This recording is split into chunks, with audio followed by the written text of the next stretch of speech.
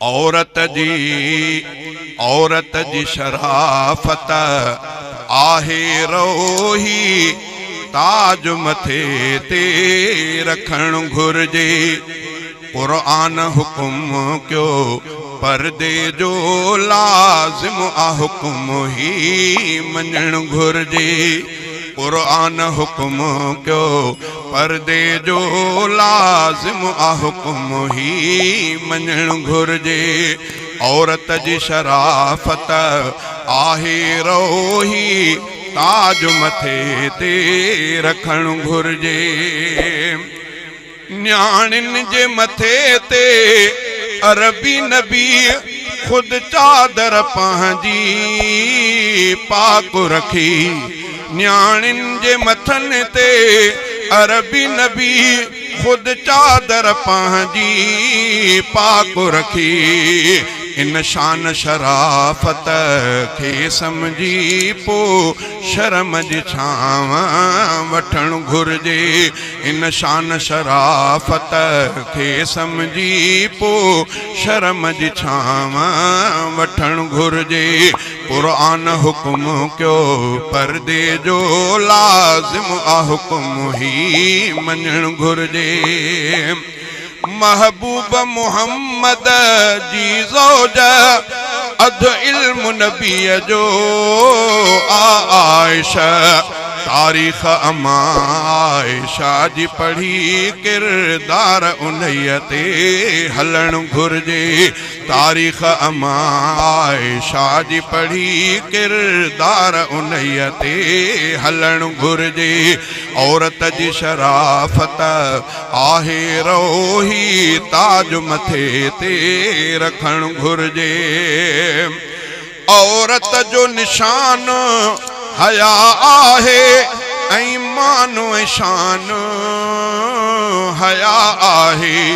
औरत जो निशान हया आहे ऐं मान ऐं शान हया आहे। पीउ माउ ऐं पंहिंजे शोहर सां पीउ माउ ऐं पंहिंजे शोहर सां अख़लाक सां पेश अचण घुर्जे। पीउ माउ ऐं पंहिंजे शोहर सां अख़लाक सां पेश अचण घुर्जे। कुरान हुकुम क्यो पर्दे जो लाजिम आ हुकुम ही मञण घुर्जे। तक़दीस तरानो औरत जो ऐं ख्याल रखण खुदे इज्जत जो। तक़दीस तरानो औरत जो ऐं ख्याल रखण खुदे इज्जत जो।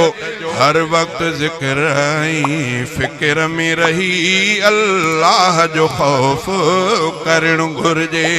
हर वक्त ज़िक्र ऐं फ़िक्र में रही अल्लाह जो ख़ौफ करण घुर्जे।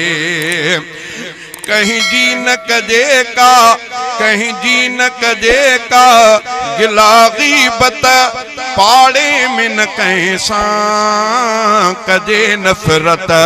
कहीं जी न कजे का गिला ग़ीबत पाड़े में न कंहिं सां कजे नफ़रत। फितने फसाद जे ॻाल्हियुनि खां हर हाल में दूर रहण घुर्जे। फितने फसाद जे ॻाल्हियुनि खां हर हाल में दूर रहण घुर्जे। हाले जवी सैफुल्ला सच जा कुछ लफ्ज़ नसीहत जाहि लिखिया। हाले जवी सैफुल्ला सच जा कुछ लफ्ज़ नसीहत जाहि लिखिया। हिन शेर हकीकत वारे खे कुछ गौर फ़िक्र सां ॿुधण घुर्जे। हिन शेर हकीकत वारे खे कुछ गौर फ़िक्र सां ॿुधण घुर्जे। कुरान हुकुम क्यो पर्दे जो लाज़िम आ हुकुम ही मञण घुर्जे। अस्सलाम वालेकुम। सन्नी साउंड तवाकिल अब्दुल हादी एंड रियाज अहमद 030031063119। क्या बात है।